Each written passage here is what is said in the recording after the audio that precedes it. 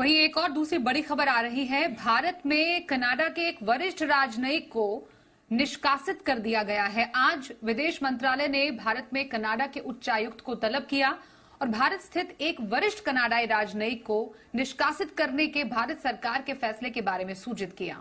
संबंधित राजनयिक को अगले 5 दिनों के भीतर भारत छोड़ने को कहा गया है। विदेश मंत्रालय ने कहा है कि निर्णय भारत के आंतरिक मामलों में कनाडाई राजनयिकों के हस्तक्षेप और भारत विरोधी गतिविधियों में उनकी भागीदारी पर भारत सरकार की बढ़ती चिंता को दर्शाता है। हमारे साथ दिल्ली से ही संवाददाता अम्बरीश पांडे हैं, उनसे पूरी जानकारी लेते हैं। अम्बरीश, जरा पूरी खबर आपसे तफसील से समझना चाहेंगे कि आखिरकार पूरा मामला क्या हुआ, किस तरीके से कनाडाई राजनयिक को निकाला गया है, क्या उनके खिलाफ ऐसी बातें सामने आई थी जिसके बाद ये निर्णय लिया गया।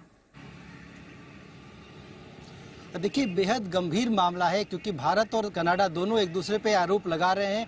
जैसे भारत का कनाडा का ये आरोप है कि वहाँ पे एक खालिस्तान समर्थक आतंकवादी जिसकी डेथ हो गई थी कुछ दिनों पहले, कनाडा के प्रधानमंत्री ने अपने संसद में ये बयान दिया है कि इसके पीछे भारत समर्थित जो इंटेलिजेंस के लोग हैं उनका हाथ है। और उसके बाद उनके विदेश मंत्री का बयान आता है, वो उनका साफ कहना होता है कि भारत हमारी सॉवरेनिटी में हस्तक्षेप कर रहा है और लिहाजा इस बात की जानकारी हमने वहाँ के विदेश मंत्री को, वहाँ के कॉमर्स मिनिस्टर को और इसके साथ साथ वहाँ के राजनयिक को दे दी है और राजनयिक को हम तत्काल प्रभाव से देश छोड़ने के लिए कह चुके हैं।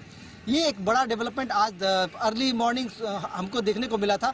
उस पर काउंटर करते हुए भारत में सबसे पहले तो एक बयान जारी हुआ है एमईए से, जिसमें ये कहा गया कि जो भी आरोप या फिर जो भी बातें कही गई हैं वहाँ के प्रधानमंत्री के द्वारा, वहाँ के विदेश मंत्री के द्वारा, उनको भारत सिरे से खारिज करता है। ऐसी किसी भी गतिविधि में भारत नहीं शामिल हो सकता जो कि लोकतंत्र के खिलाफ हो। इसके साथ जो दूसरा डेवलपमेंट आया वो ये हुआ कि भारत ने भी तलब किया वहाँ के कनाडा के राजनयिक को और उनसे भी कहा कि भाई आप जो है देश छोड़ दीजिए, अगले 5 दिनों के भीतर ये देश छोड़कर चले जाइए, आप अपने देश वापस लौट जाइए।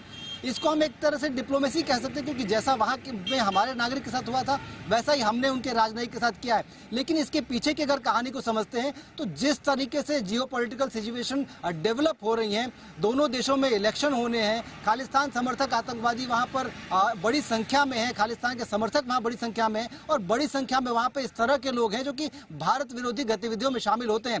G20 की बैठक के दौरान प्रधानमंत्री मोदी ने कनाडाई प्रधानमंत्री के साथ बातचीत में यही कहा था कि भारत विरोधी जो गतिविधियां हैं जो कि कनाडा की भूमि से शुरू हो रही हैं या फिर वहां उनको समर्थन मिल रहा है, उसको कंट्रोल करने की जरूरत है क्योंकि ये भारत की संप्रभुता पर खतरा हो सकता है। बावजूद उसके इस पर कोई एक्शन नहीं लिया गया है और ये एक चिंता का विषय है। इस चिंता से अवगत कराया था प्रधानमंत्री ने और वहाँ जब प्रधानमंत्री यहाँ से लौटते हैं कनाडा के, तो कनाडा में अपने संसद में जाकर इस तरह का बयान देते हैं कि निज्जर की हत्या में भारत समर्थित इंटेलिजेंस के लोगों का हाथ है। तो ये एक ऐसा डेवलपमेंट था जो कि भारत के हिसाब से, भारत की जो भूमिका है उसको पूरे हिसाब से सूट नहीं करता था। लिहाजा भारत ने इसमें सख्त एक्शन लेते हुए ये राजनयिक को ये देश छोड़ने के लिए कहा है। लेकिन जो दूसरा जो पक्ष है इसका क्या है, व्यापार पर सबसे ज्यादा असर पड़ेगा। आपको पता है कि अक्टूबर में एक प्रस्तावित थी एफटीए की मीटिंग, वो एफटीए की मीटिंग रद्द कर दी गई है। विदेश वहां के जो व्यापार मंत्री थे उनको अक्टूबर के पहले हफ्ते में भारत का दौरा करना था, वो दौरा रद्द कर दिया जा चुका है।